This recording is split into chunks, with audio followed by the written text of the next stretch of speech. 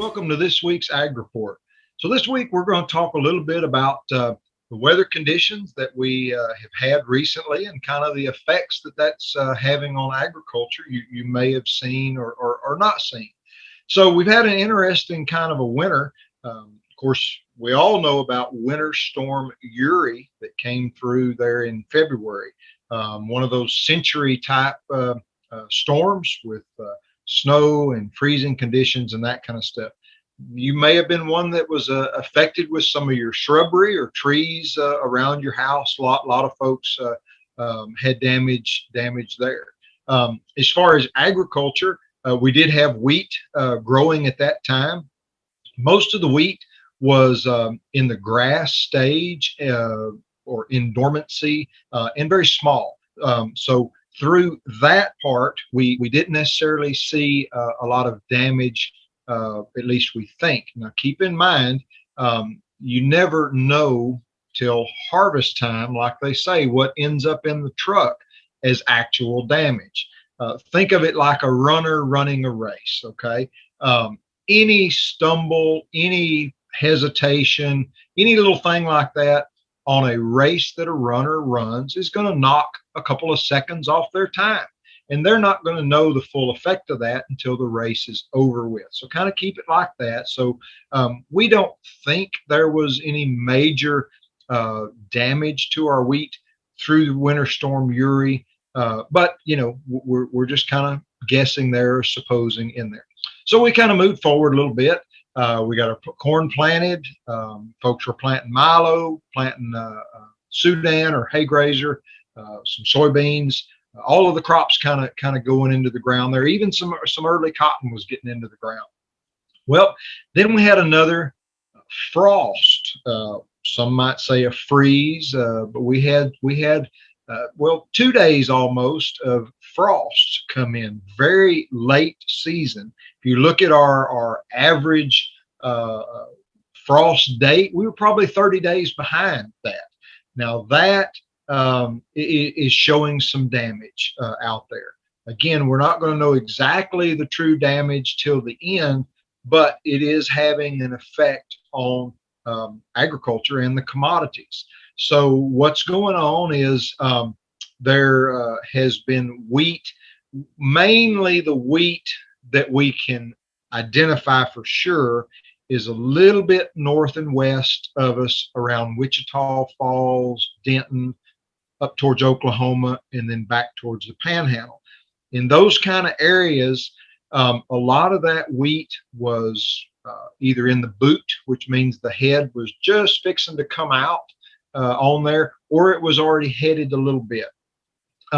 They had a little bit more of a freeze there. I think the freeze line was around Wichita Falls in Denton, something like that, where it hit 32, 31.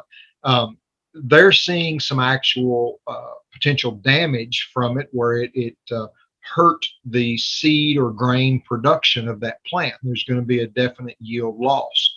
For us in that frost area, we're hoping we don't see actual damage out there, but it's a very delicate and tricky time because you have wheat trying to pollinate. It really can't stand cold weather very much. It also depends on the length of time. So we were probably at that frost 36 degrees is what I saw for maybe an hour or so, not very long.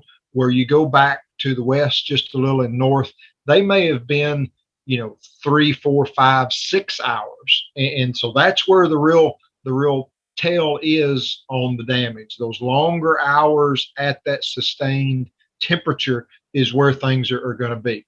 So what does that mean for you? Well, if you've looked at the grain markets the last couple days, wheat is limit up, meaning it has gone up the maximum amount that it can for the last couple of days.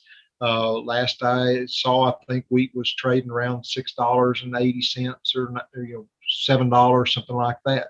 And there's two different markets for soft wheat, hard wheat, so you kind of have to look those out. But that's a big difference from $5 last year. Now, doesn't necessarily mean that you're going to see a difference in your loaf of miscarriage bread, because there's a lot of profit margin that is built in through there to kind of absorb those kind of things. But just kind of giving you a heads up there, there is that tick up in the market because they're realizing some of the impact of this freeze damage. Now, let's talk about corn. A lot of corn was up and growing and things like that. Same thing happened to it. Um, you will see, a tale of two crops, basically, depending on where it was, the temperature that it was, and the hours. You will see some corn that literally looked like it was put in a microwave and melted. It busted that cell structure of the plant, and it fell down flat on the ground, limp. Okay, that corn's probably not going to come back. If it does come back, it's not going to make anything to amount to nothing. Okay, so that is some definite damage there.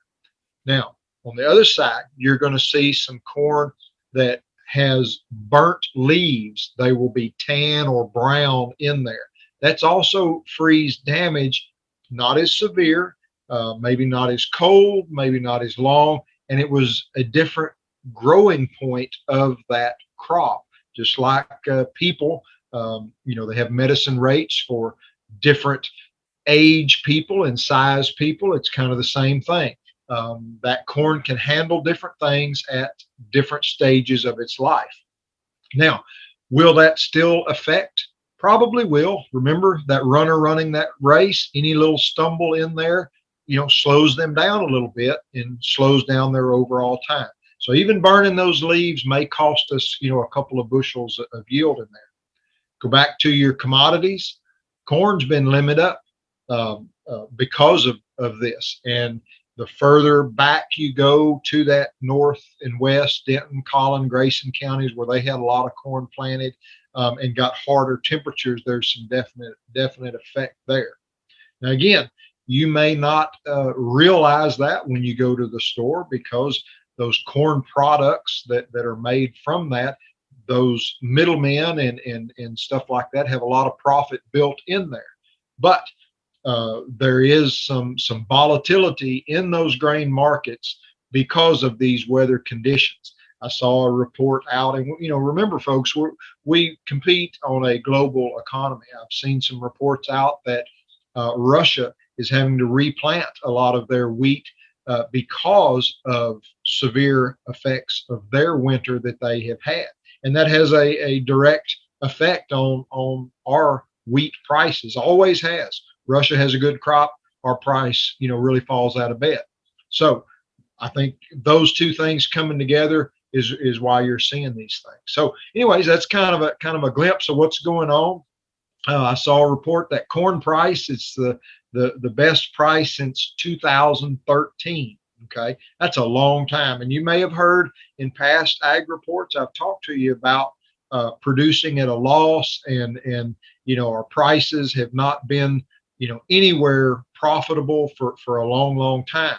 Well, that kind of gives you a glimpse there that it's been 9 years back before we had this kind of price level. And what that means to your producers is, if we can make a crop, meaning that we didn't sustain so much freeze damage, that we can still make a crop, then with that better price in there, hopefully we can pay some bills that we haven't been able to take care of for a while. We can pay down some notes and things like that we have been, as they say, kicking the can down the road, maybe just paying the interest on, but not able to pay any interest because of the ag economy of the way that it's been. So that's kind of a glimpse into production agriculture here in Ellis County, and what's kind of going on as you drive around and you see some of that corn laying on the ground melted, or you see those burnt leaves, that kind of stuff.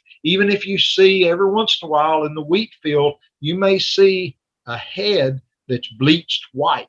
That's also some indication of freeze damage in that wheat. So some things you can look at as you're driving around the county, or as the weather gets pretty and the sun's shining, you'll know what you're looking at. If y'all have any questions, feel free to reach out to the Waxahachie Sun. Hope y'all enjoyed this ag report, talking a little more in depth about the markets and kind of the things that go through the mind of a producer when they get these freeze warnings popping up on their phone. What jumps through our heads. So y'all take care now.